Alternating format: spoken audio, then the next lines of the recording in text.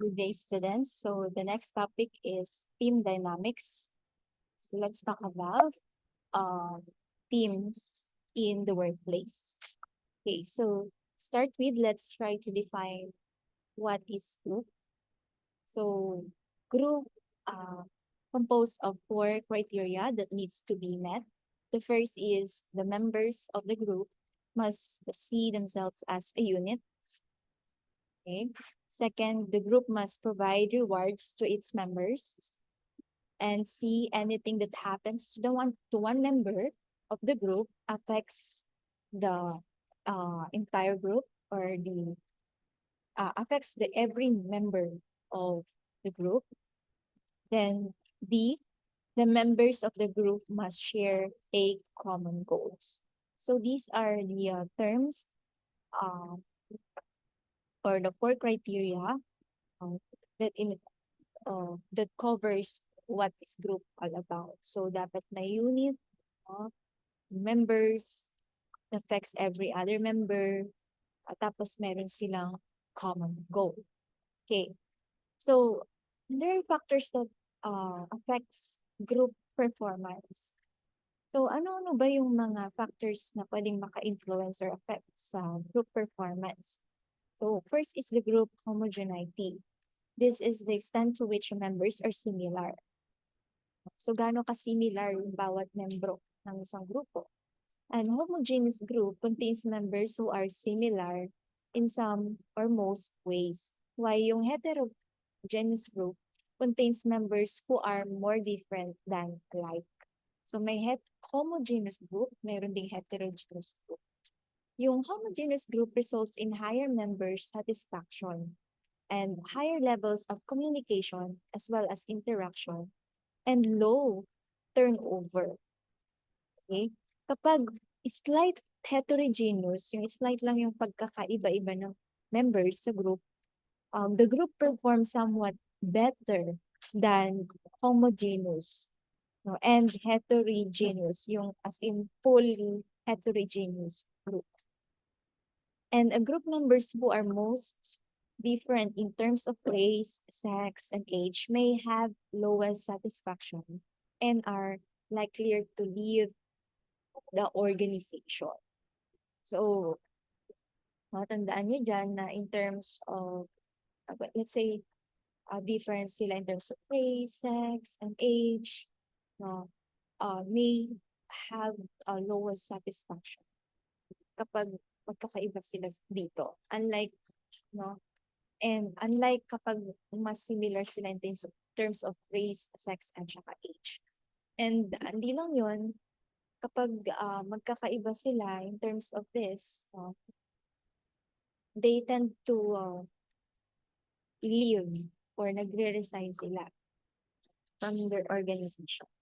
So next, another factor is group cohesiveness. This is the extent to which group members like and trust one another and are committed to accomplishing a term or team, should I say, team goal and share a feelings of group pride. So that's group cohesiveness or my unity in short, no? So the more cohesive the group, the greater its productivity and efficiency, and members' interactions and satisfaction. It can lower group performance if when employees become too cohesive, they often lose sight of the organization goal. So ang nangyayari niyan, no, okay ang cohesion minsan, pwedeng gumanda yung productivity, maganda yung interaction, maganda yung relasyon, may satisfaction. Pero sometimes, no, pwede ring itong maging cause ng pagbaba ng group performance. Why? Maybe because of group think na tinatawag natin. Nagiging isa lang yung isip ng isang grupo. Okay? So, kapag may sinabi na yung isa, nag-a-agree na sila lahat doon, walang kumukontra, walang ibang ideas. So, there's a possibility na yung strategy nila ay hindi ganun kaganda and that will lead to low performance. Okay, next, rule of conformity. the greater the cohesiveness of the team, the greater the conformity of members to the team norms. So employees in cohesive work group will conform to a norm of lower production even though they are capable of higher performance. So, ito yung suggestion, sige, oo na lang sila ng oo. Ang tendency, dahil conform sila ng conform, no, nawawala yung new ideas, other suggestions. So, tendency affected yung kanilang performance. So, other factor is stability. Ano yung stability? Groups in which members remain for long periods of time and have previously worked together, no, perform better. So, pag laging kayo yung magkagrupo, no, syempre, nagiging aware na kayo sa isa't isa, mas madaling mag-adjust, mas maganda yung pagtatrabaho. No. Next is isolation. Groups that are isolated or located away from the other groups tend to be highly cohesive. Pag isolated kayo, dahil kayo-kayo lang yung nandun, mas nagiging cohesive yung grupo niyo. Now, outside pressure, okay, this is another factor that affects group performance, wherein groups pressured by outside forces also tend to become highly cohesive. Next, group status. A group can be made more cohesive by increasing group status. For example, by increasing perception that the group is difficult to join. May mga ganun, no? Mahirap sumali dun sa grupo na yun. Meron silang ganito, mga standards, ang sinusundan, etc. So, the more na alam mo yun ng ibang tao, hindi sila magjo-join. Pero yung mga kasama mismo ng grupo na yun, dahil naka-join sila kahit mahirap mag-join, syempre, nagiging mas cohesive sila. No? So, kasi ang hirap kong nakapasok dito. So, dahil nakapasok ako, very important sa kanya yung group na yun. So, kung ano man yung decision ng grupo, nag-a-agree siya doon sa decision yun. Next is group ability and confidence. Groups consisting of high ability and members outperform those with low ability members. Kaya importante din yung competencies or abilities. No? Okay, so that is, or those are the factors that affects group performance. Now, how to influence group cohesiveness? So in terms of goal, membership, interaction, size, competitions, rewards, location, and duration, paano i-decrease ang cohesion at paano i-increase. Ito yung mga gagawin. So in terms of goal, kung mataas ang cohesion, kung gusto mong tumaas, get agreement. Kung ayaw mong tumaas ang cohesion, create disagreement. Sa membership, you increase homogeneity. Dito, increase heterogeneity. Sa interaction, enhance within group. Okay? Dito, restrict yung kanilang interaction. Sa size, make the group smaller para mas kilala nila sa isa. Make the group bigger kapag ayaw mo ng cohesion. In terms of competition, focus on other group. Pagdating sa decrease, focus within group. Pag within group, nagko-compete lang sila na mag-members, di-decrease yung cohesion mo, mag-aaway-aaway sila. No? And reward, no? Reward group result. Kung gusto mo namang i-decrease yung cohesion, reward individual result.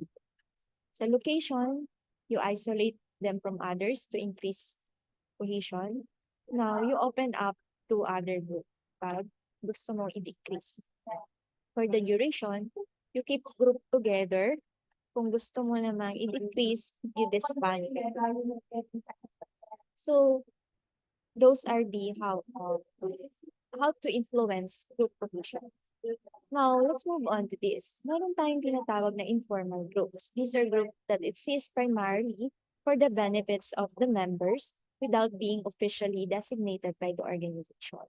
So, pwedeng friendship groups, Dahil close kayo, pareho kayo ng interest, naging friends kayo, so that's friendship groups. No, meron din tayong interest group, no? Pareho kayo ng interest, gusto niyo ng pareho ng mga computer games, mga ganon, sports, pareho kayo ng religion. So, pareho kayo ng interest, we call that interest group. Yung grupo nyo ay interest group. Okay. So, these are examples of informal groups. So, meron din tayong tinatawag na social network analysis. Ano yung social network analysis? This is a tool used to identify the informal groups and networks of relationship that are active in an organization. So, pwede tayong mag-conduct nito, yung social network analysis, parang Facebook. Sino ang kaklose ni employee A? So, gawa ka ng arrow, tapos i-connect mo sila doon sa mga close niya. Na-close siya kay employee C, employee D, employee F, employee H, employee Z. So, with this, nakikita natin yung connection or yung relationship or informal groups doon sa ating workplace. So, as you can see here, merong informal group ito. No? Dito din. Okay? May mga grupo-grupo sila sa isang organization. No? So informal groups can speed up workflow as people assist each other in ways that cut across the formal structures. Social network analysis typically asks people to identify coworkers who help them most often, who communicate with them regularly, and who energize and energize them. So, ito yung mga pwede nating itanong aside sa kung sino yung kaklose nila.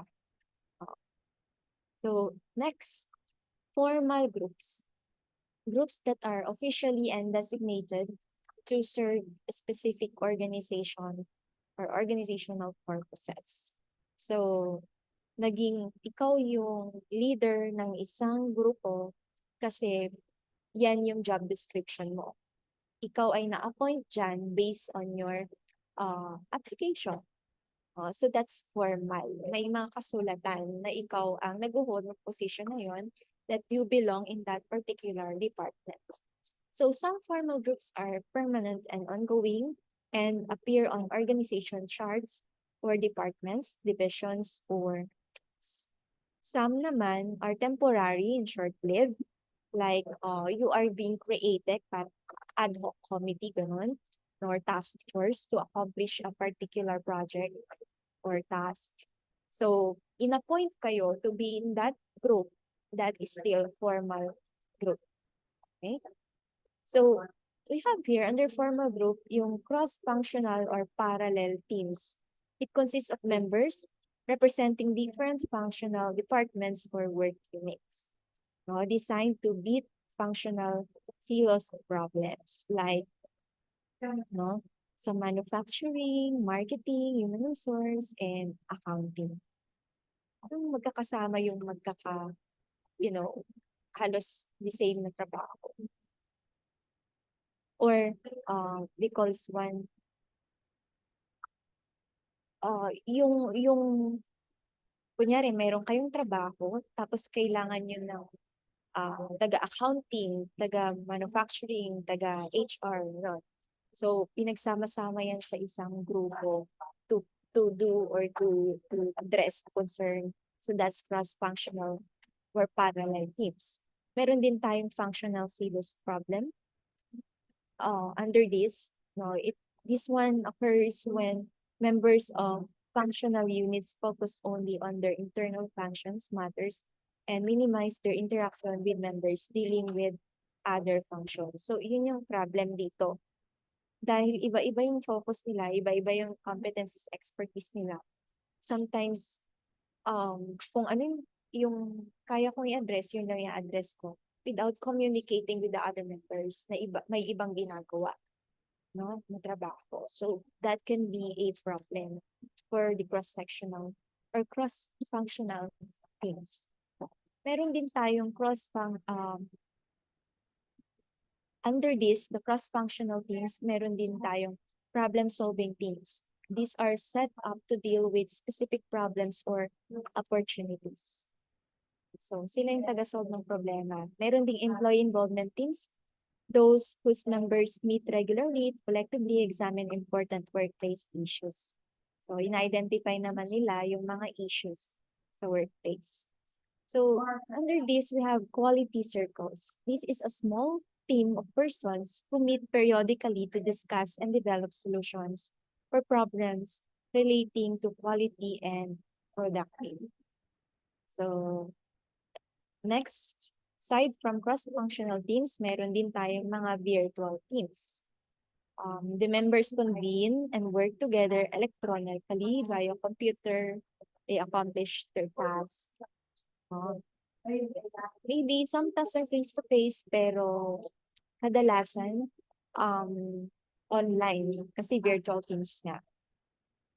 So kahit magkakalayo sila, pwede silang mag-work. Next advantage for this, cost-effective and speed. Mabilis ang transaction.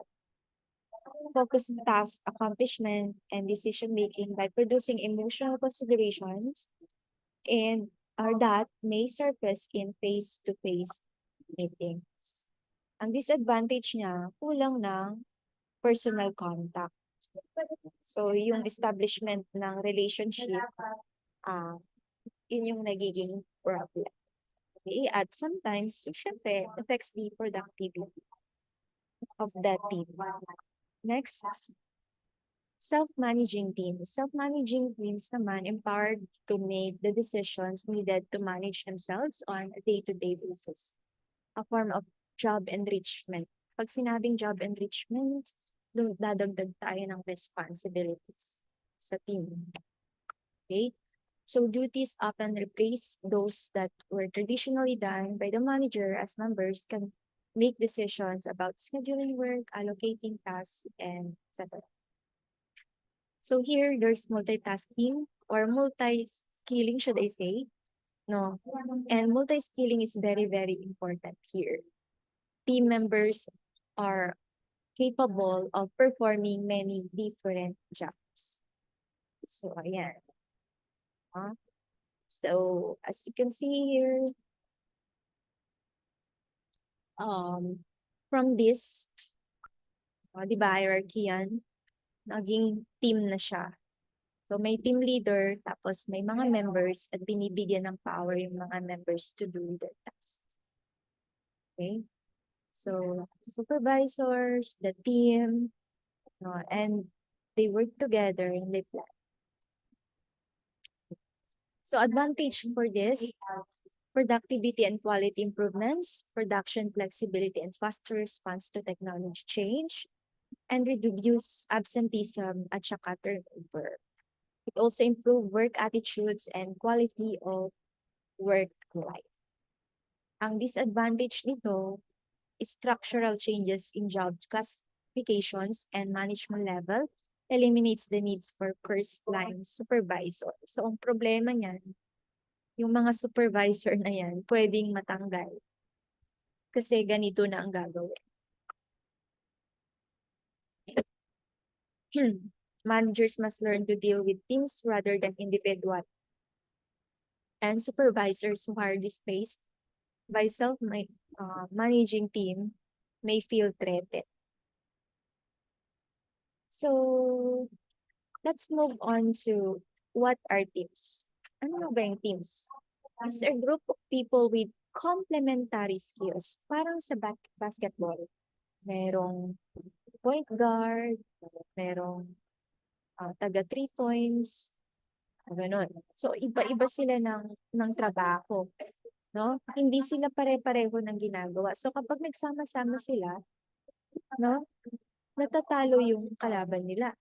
Okay, so may iba-iba silang forte or skills na pinagsama-sama mo sa isang grupo. So, we call that team. They're brought together to achieve a common purpose for which they hold themselves collectively accountable. So that is teams. So we have here an open system model of teams, team effectiveness. So the input, the throughputs, and the outputs. For the inputs, Of course, the resources, technology, structures, rewards, information that are needed, okay, will, of course, leads us to throughputs to come for the team to come up with a norm, cohesion, clarify roles, communicate with each other, and come up with decisions. So once they have there, that will lead to outputs. That's task performance, member satisfaction, and team variability. So what are teams then? These are group of two or more people that exist to fulfill the purpose. They are interdependent, they influence each other, they mutually accountable for achieving common goals, and they perceive themselves as social entity. They are as one. No? Iba-iba sila ng competencies, pero iisa sila. And they have this common goal. Advantages and disadvantages of teams. So under the right condition, teams make better decisions, develop better products, services. They better information sharing, meron ding motivation and engagement, may bonding, closer to each other, and the team members are benchmark of comparisons. Next, advantages naman niya is individual better and faster on some tasks when they have all the necessary knowledge and skills. Okay? And dahil doon, may mabilis, may mabagal din. No? So sometimes, process losses, like resources, including time and energy expended towards team development and maintenance rather than the tasks. So, yung process nila in completing the tasks ay nalulus or losses, no? It loses, no? Nawawala. Meaning, yung resources na meron sila, yung time nila, energy nila, there is a possibility na na unti-unting nalulus as they proceed with the accomplishments or with their fulfilling kung ano man yung targets na sinet nila. Okay, so that's process losses. Next is Brooks' Law. Team performance suffers when a team add members.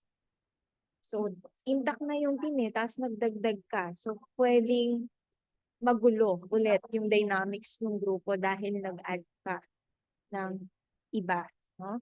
Another disadvantage is social looping. No, yung trabaho kayang gawin ng 3, kaso 4 sila. So, yung isa, walang ginagawa. Okay? So, these are the disadvantages of team. Now, let's talk about team effectiveness. So, para magkaroon ng team effectiveness, let's talk about the following. No? A team is effective when it achieves high level of task performance, member satisfaction, and team variability.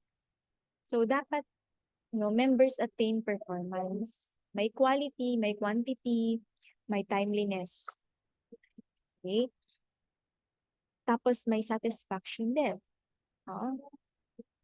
So, masasabi natin effective yung team kapag may nag-accomplish sila at may satisfaction sa bawat members. And the team or the members are efficiently satisfied to continue working together as an ongoing basis. So, that's viability is equal to team has the ability to survive. Okay? So, we can say that the team is effective kapag present itong mga ito. Next is teamwork. It occurs when team members accept their collective responsibility to best use their skills by actively working together to achieve the goals. So, alam niyo naman na yan, yung teamwork. So, they work together using their skills. Siyempre, magkakaiba sila ng skills na pag pinagsama-sama mo, maganda yung kakalabasan. So like this, synergy. The creation of a whole that is greater than the sum of its part. So bawat isa may contribution kapag nagsama-sama sila as one. Okay? The whole is greater than the sum of these people. Okay? So, nagkakaroon ng synergy. Parang Voltes 5 yan. Nagsama-sama yung force nila to achieve the goal. Okay? To work on the goal. Yan. So, that's synergy. Individual can accomplish more through teamwork than by working alone. So, next, social facilitation theory. This is a theory that you encounter in social psychology. Okay, so this one, individual behavior is influenced by the presence of others in the group social setting. No? So, possible na in the presence of others, pwedeng gumanda yung performance mo or hindi gumanda yung performance mo. So, the positive result is that extra effort when individual has the skills required for the task. So, in the presence of others, no, kapag alam mo yung trabaho at competent ka, meron ka ng skill na kailangan to perform the job, no? Kapag may ibang tao, lalo kang nagpe-perform better. Pero kapag negative naman, no? Kapag hindi mo alam yung trabaho and you are with other people, ang tendency yung iyong performance, no, hindi maganda. Lalong worse yung iyong performance. And tendency, nagsa-social loop ka.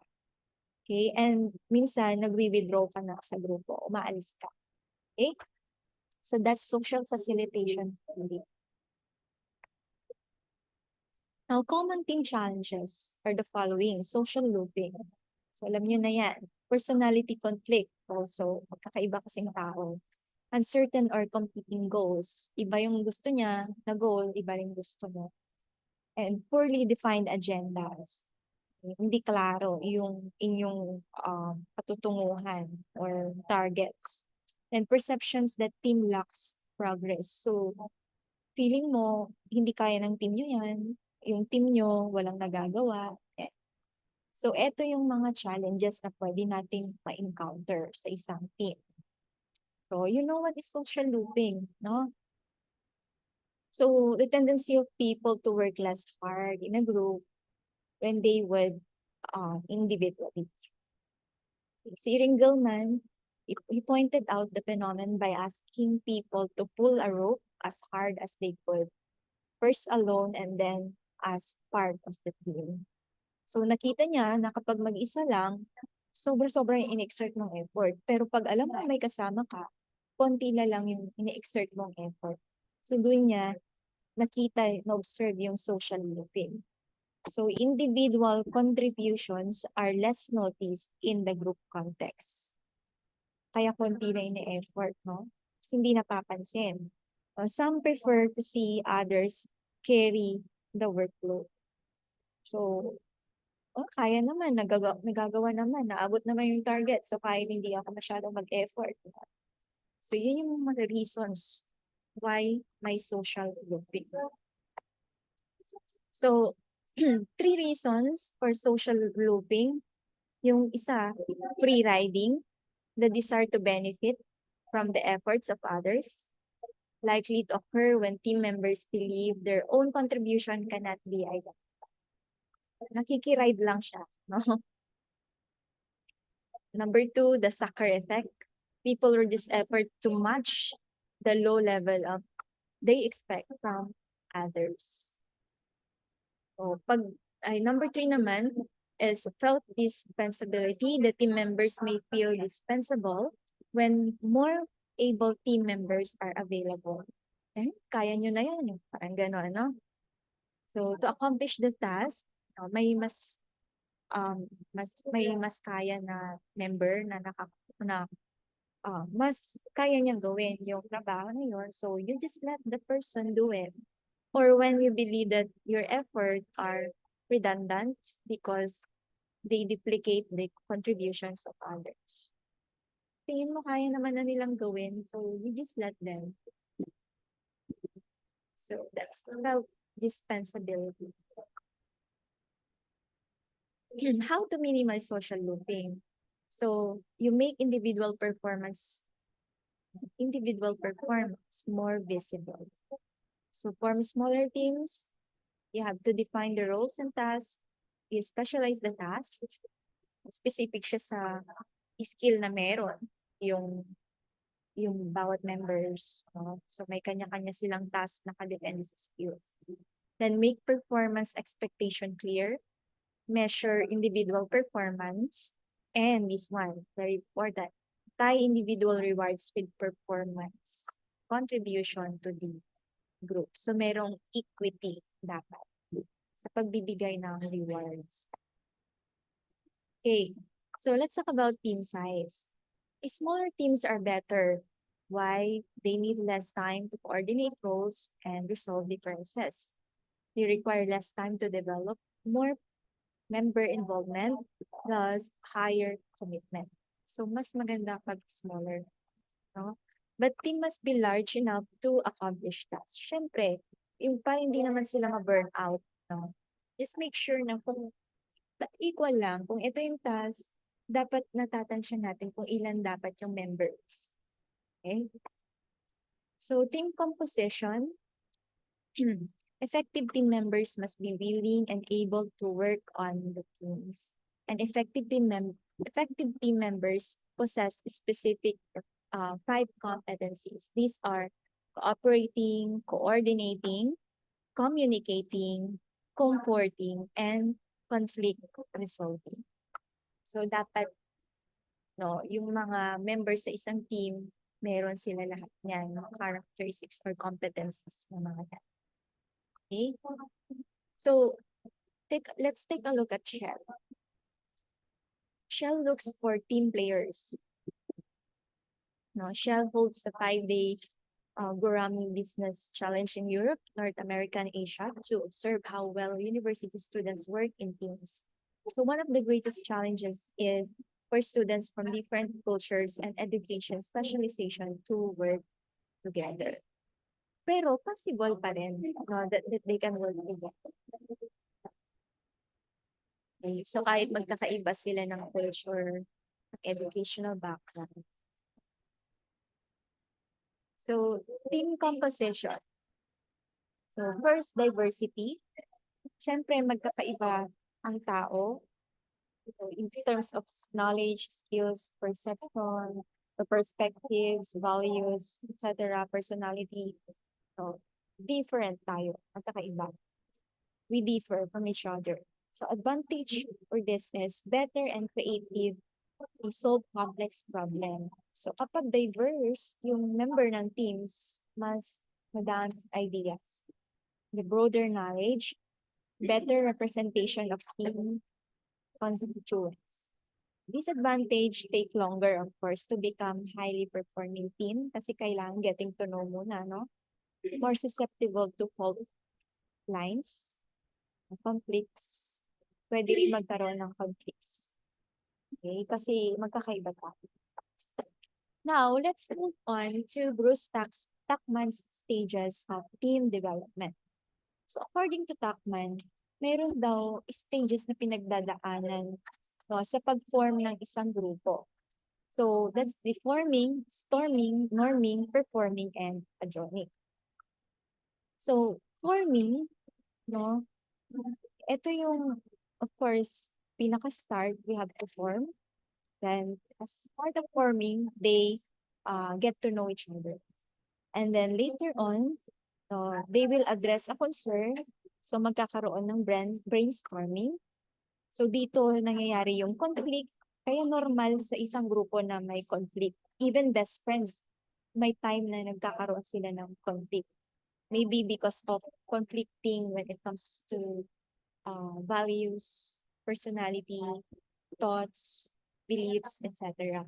Okay? Then, after storming, no, nagle-level up yung grupo, nagkakaroon ng norm. Nag-a-agree sila sa standard or sa mga plano nila.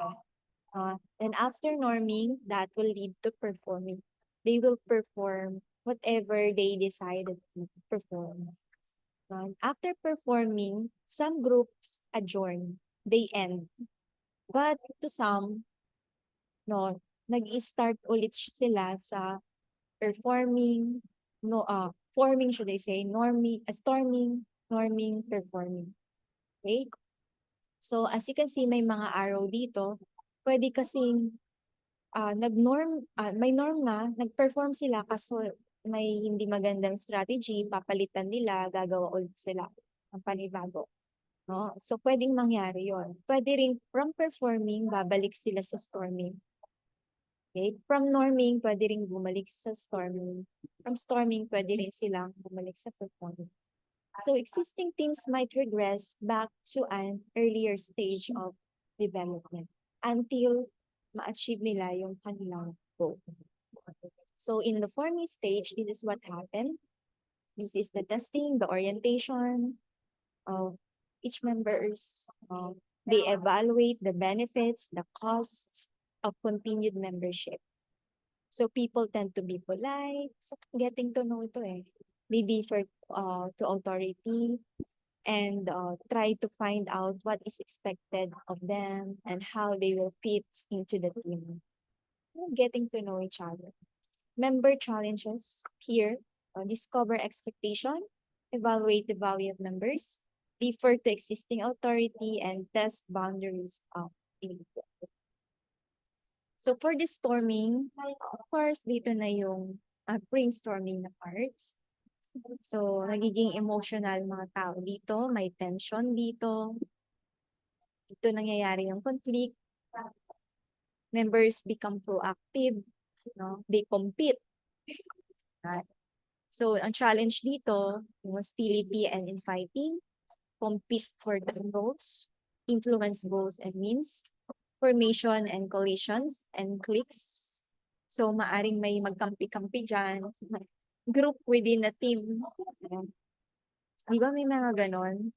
Sa grupo nyo, merong magkaka-close. May mga factions, coalitions, cliques. Then, clarification of members' expectation. So, these things are the challenges under storming stage. Next is norming. We begin to come together as a coordinated unit. So, na-establish nyo na yung roles nyo. May consensus, may norm na, may common goal, complementary team-based mental model.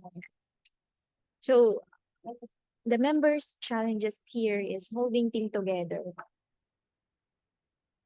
May supersede task accomplishments and sense of cohesiveness may discourage minority views and can result in false sense of team maturity. Pwedeng mangyari yun. Akala nyo okay na lahat. Pero in the end, may mga samaan pa ng loob. Tendency, may ganun. So that's a challenge for this stage. Okay? Talagang may magko-compromise at magko-compromise sa group para magkaroon kayo ng norm. Kasi, individual differences. Then next is performing stage. This is the time when members have learned to efficiently coordinate and resolve conflicts. Members are highly cooperative, they trust each other, committed, they achieve their objectives and identify with them. So mature na sila, organized, well-functioning. They are motivated by group goals. Challenges dito, dealing with complex tasks kasi they perform now in this stage. Maintaining effort, mahirap yan. No? Hindi sa lahat ng pagkakataon, yung lahat ng members nag-exert ng effort. So, kailangan i-maintain yung pag-e-effort ng bawat members para ma-achieve yung goals. So, ito yung challenges. Adjourning stage, of course, the end of everything, nadidisband yung team. So, babalik yung attention nila away from task orientation to a result, relationship focus. So, hindi na sila nag-usap about task, pero nagkaroon sila ng relasyon. So, kahit nag-adjourn na, nag-disband na, may nabuong relasyon sa bawat members na. So, a well-integrated team is able to disband when when the work is finished. And they work together, of course, in the future. So that's the adjourning stage. Okay, let's move on to improving team processes. So you have your team building, team norms, and team cohesion. So for the team building, you know this already, para ma-develop yung relationship ng bawat isa sa grupo. No? They can sort their roles. Okay, you can conduct team building activities. This is a process that consists formal activities intended to improve the development and functioning of a work team. It should begin with a sound diagnosis. No? So, i-diagnose muna natin kung anong problema. Then, out of the problem, mag-create tayo ng team building activities. So, para merong direction yung team building natin. Meron tayong sinusolusyon ng problem ng isang grupo. So, next is team norms. Informal rules and shared expectation team established to regulate members' behavior. Of course, mayroong norm sa bawat group. Meron tayong performance norm. It conveys expectations about how hard team members should work and what the teams should accomplish. So, ano yung performance standard ng bawat isa sa isang grupo? So, nakaset din dapat yon. So, yung norm ay nadidevelop through initial team experiences, the critical events in the team's history, yung, lalo na yung time na nagde-decide sila. So, very critical yung mga yon. That's they through those critical events kung saan nagde-decide sila, doon yung makikita kung paano na-establish yung mga norms ng grupo, no? Or paano na-develop, no? Next is experience or values the members bring to the teams. So yung individual values, meron ding effect yun sa pag-develop ng norm ng isang team. So we have types of team norms and examples. Merong ethic norm, organizational and personal pride norm, and high achievement norm. Yung ethics norm is here we try to make ethical decisions and we expect others to do the same. No? The negative is don't worry about inflating your expense accounts. Everyone does it here. So mga ganyan example yan, no? So alam mo yun, important na ethical yung norm ng bawat grupo. Kasi doon natin i-base yung mga decisions sa group. So, yung negative or unethical norm that can lead to, danger para sa group, no? So, well, it's up to the group, no? So, meron tayong ethics norm. Meron ding organizational and personal pride norm. May positive and negative dyan. Example, positive, it's a tradition around here for people to stand up for the company when others criticize it unfairly. No, ang negative example niyan, in our company, they are always trying to take advantage of us. So for high achievement norm, example of positive, on our team, people always try to work hard. Positive yun, no? Sa negative naman, there's no point in trying harder on our team. Nobody else does. So, well, it's up to the team kung anong norm ang establish nila para sa kanilang team. So, meron din yan, support and helpfulness. Example na positive, People on this committee are good listeners and actively seek out the ideas and opinions of others. Negative on this committee, it's dog eat dog and save your own skin. Sad naman nun, no? So next is improvement and challenge norms. Positive example, in our department, people are always looking for better ways of doing things. Yung negative naman, around here, people hang on to the old ways even after they have outlived their usefulness. That's negative. Okay? So again, it's up to the team to establish their own.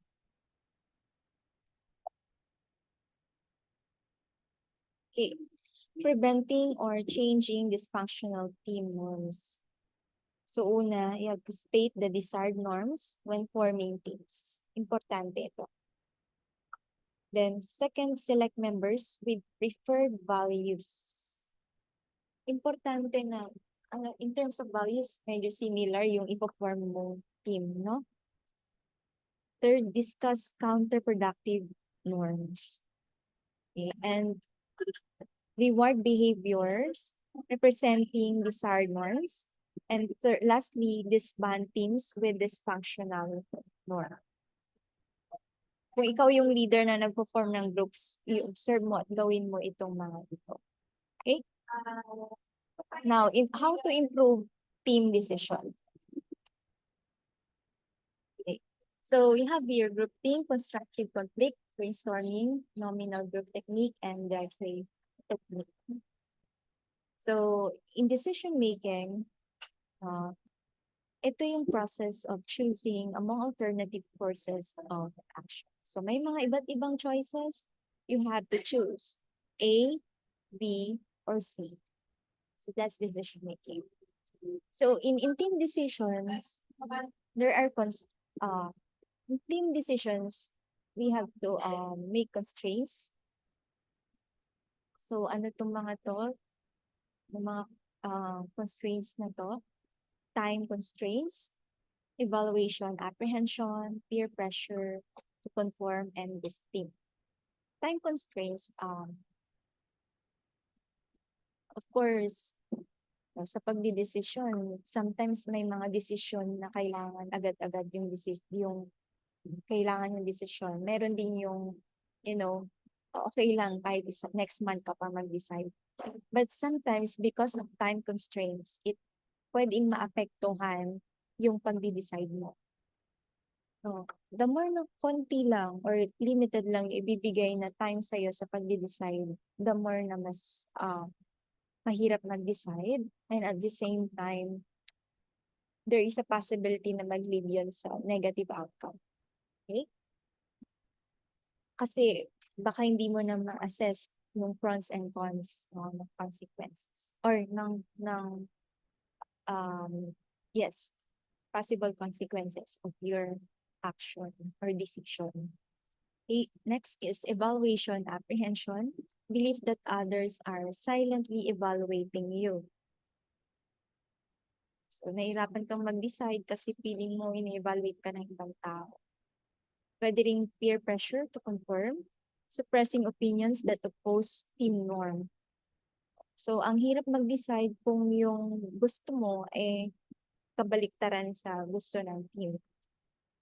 Or pwede rin magkaroon ng group team, tendency in highly cohesive teams to value consensus at the price of decision quality.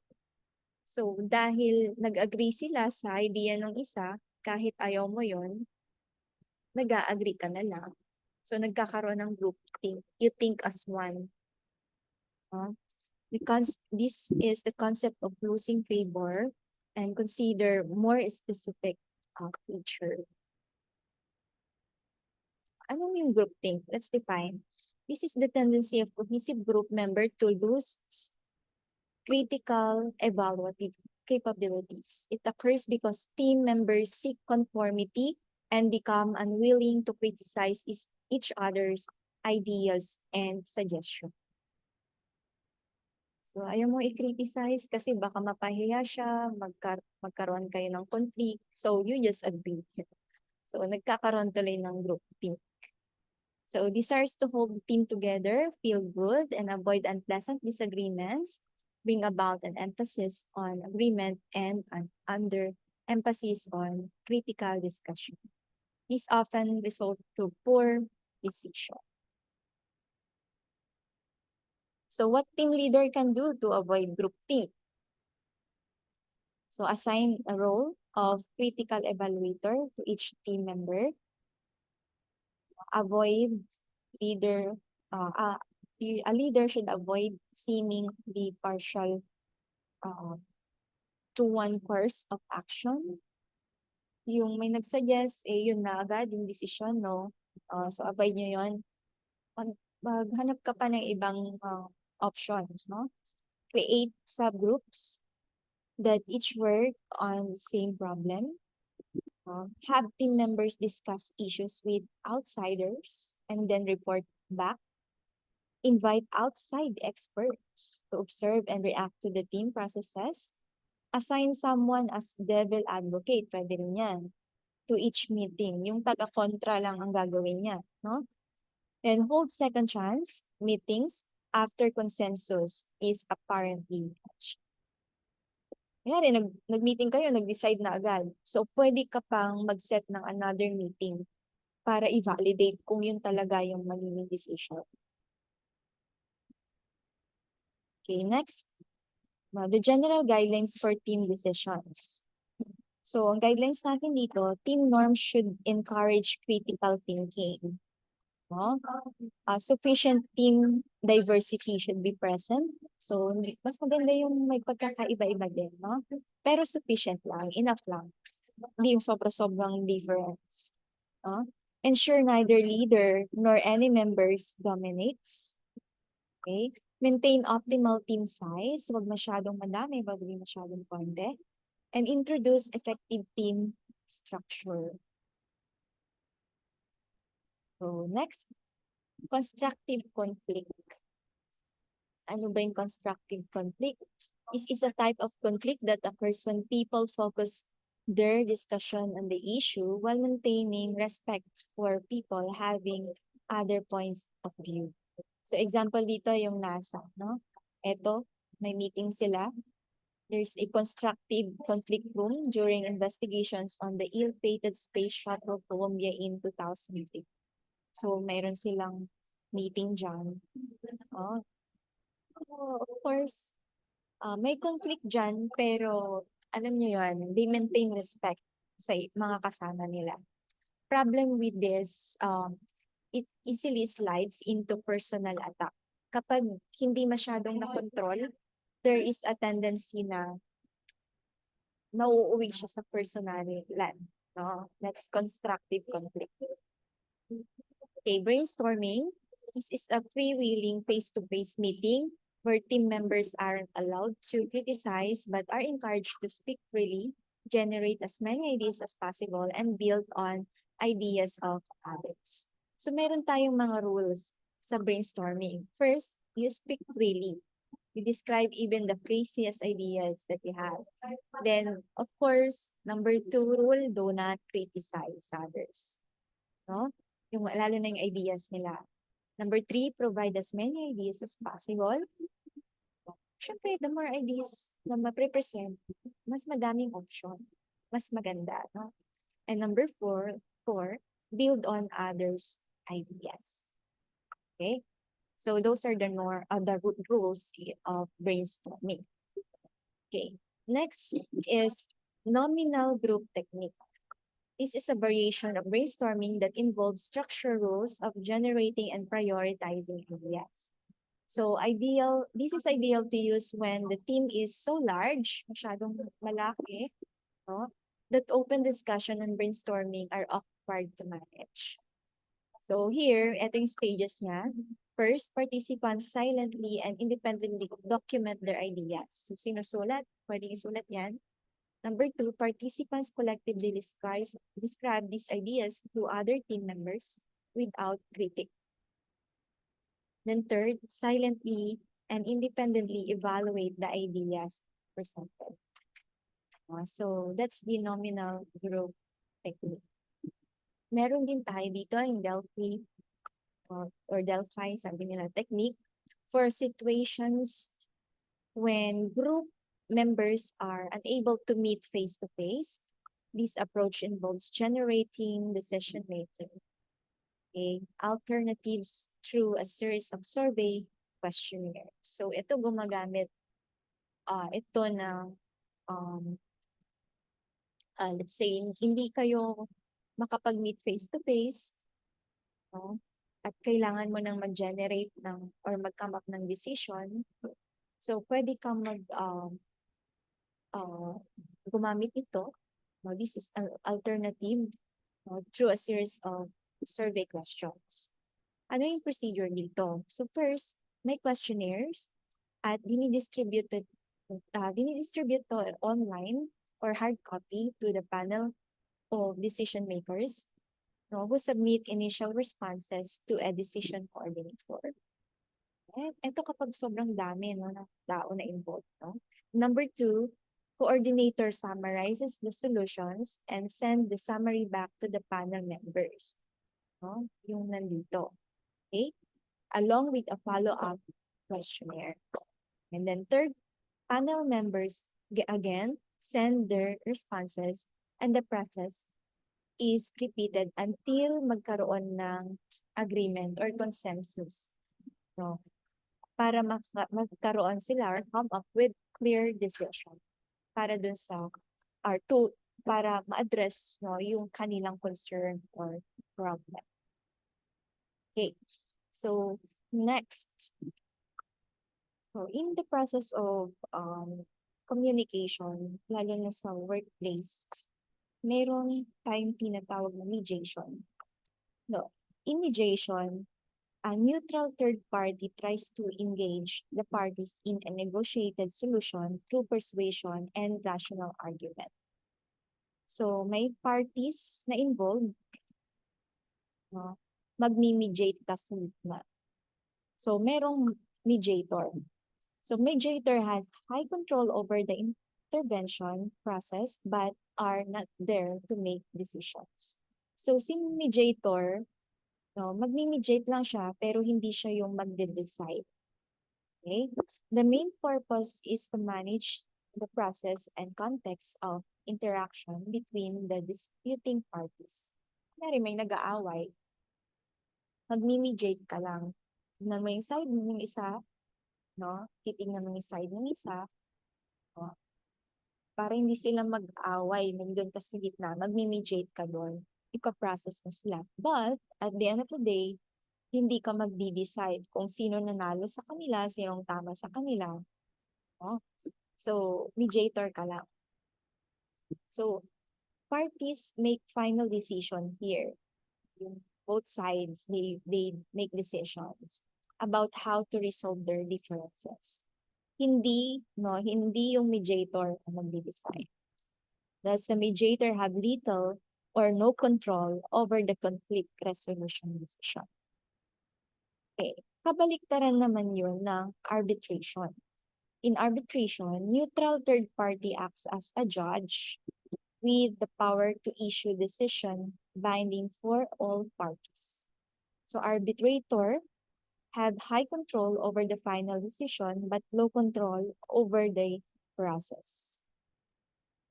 So executives enhance in this executives may engage in this strategy by following previously agreed on rules of due process, listening to arguments from the disputing employees, and making a binding decision.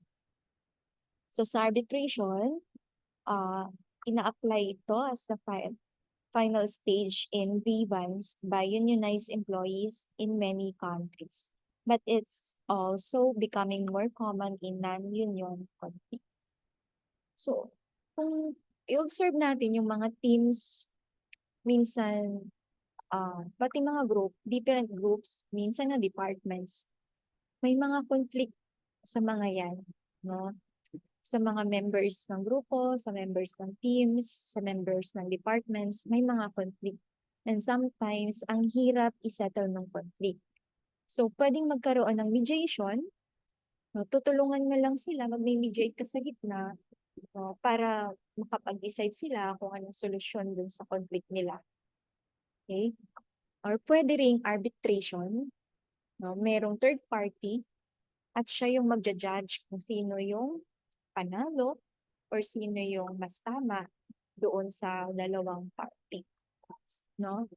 So, usually, ito yung ways natin to address concerns, problems among workers, conflicts among workers pag may mga nag-aaway. Okay? So that is arbitration. So that's all for this topic on team dynamics. If you have questions, just comment on the comment section below so I can answer your questions.